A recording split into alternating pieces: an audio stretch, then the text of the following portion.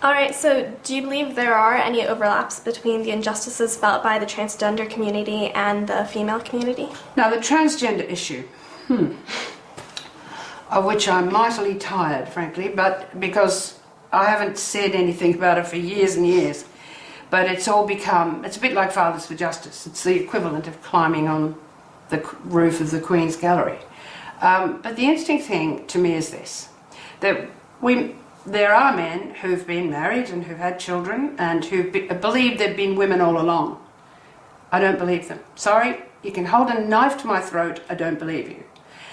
But nowadays, after they've had surgery and they have gender reassignment, if they accept gender reassignment, which means changing their sex in their passport, their marriage is annulled.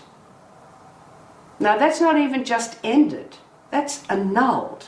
What that says is there was never a marriage. The wife is dumped and the children are bastardized. And that's the law. I can't get over that. That was never discussed. I didn't know it myself till a week ago. And I've had women writing to me saying that they've been dumped in this way and they've got nothing. And they've got no comeback. They can't claim child support or anything. So obviously something has to happen there. And they expect me to represent them. I don't think I want to do it because it's now become this silliness.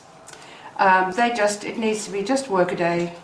It should probably be Baroness Kennedy who should take it on and just examine the legal basis for this, because to my mind it's absolutely shocking.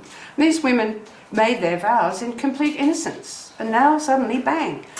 However, there's another issue which is much more important, which is genuine intersex, which is something else again, which is where a baby is born with ambiguous genitalia for whatever reason.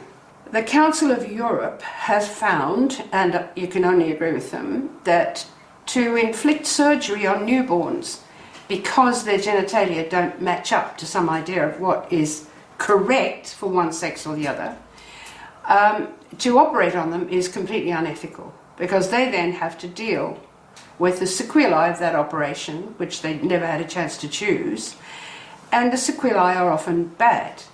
Hundreds of these operations are carried out all the time.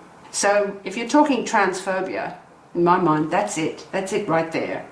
Intersex phobia. That means you cannot leave that child alone.